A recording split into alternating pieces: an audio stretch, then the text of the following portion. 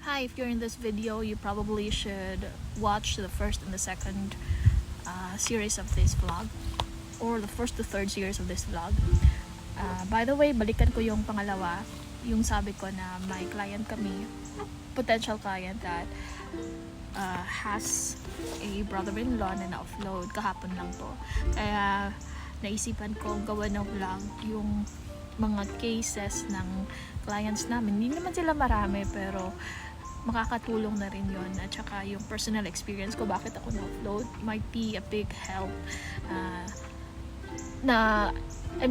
big help na ma-inform yung mga kababayan natin for the possible reasons of floating, bakit tayo ma-offload sa airport ng Pinas when we want to go abroad. One thing na common po dun sa mga clients namin na offload is yung lacking documents, especially yung financial documents, yung bank statement to prove that you have enough funds to cover your expenses in your travel. Another is yung lack of bank certificate as well, pero mas grabe pa rin yung demand ng immigration officers to really look into your bank statement, kasi yung bank cert, according to them, can just be a bulk deposit. So pwede lang namang hiramin yung pera, but if you will be able to prove them that you have a regular cash in cash outflow in your bank statements for the past 3 months at least. Yung sa akin kasi last 3 months, yung sa iba naman 6 months, so hindi ko alam kung depende lang ba yun sa officer, pero sa checklist naman talaga is average daily balance, and then yung bank cert mo. One time, meron kaming client, hindi ko po i-mention yung mga names nila, but this really happened. I tell you, this really happened to each and every one of them. Iisa-isahin ko po. Etong specific client namin ay merong everything na alam kong inaas ng immigration officer paglabas. So, nabigay niya po lahat ng necessary documents. But yung sinabi ng immigration officer, ayaw pa rin siyang palabasin because they cannot see that in the system of AirAsia, kasi yung nabook naming travel pabalik from Hong Kong to Manila sa kanya is AirAsia. Hindi nila makita sa system ng AirAsia na confirmed yung booking niya.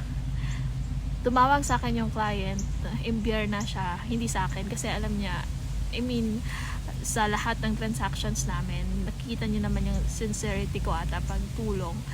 And by then, parang yung opening niya lang is, ate, sabi kasi hindi daw nila makita yung booking. Alam ko naman, ate, pinagkakaisahan lang nila ako.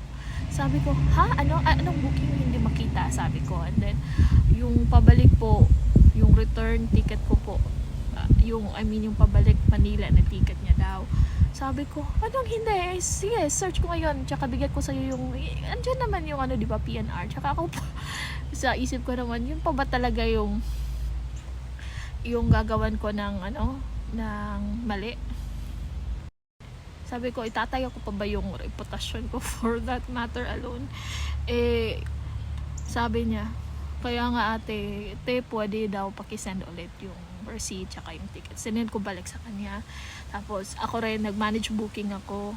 Timing talaga, nung manage booking ako, down yung system. Pero after a few minutes, nakita ko na yung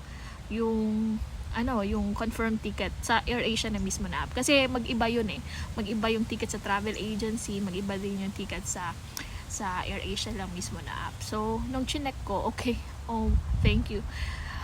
So ayaw pa rin talaga.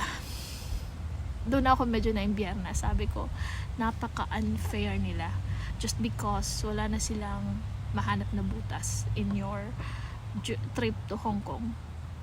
Kinanon ka pa rin nila na alam mismo nila na yung ticket naman is talagang confirmed. May return ticket siya. At saka, guys, legit siya na tourist Only talaga. First solo travel niya abroad. At lalaki naman siya.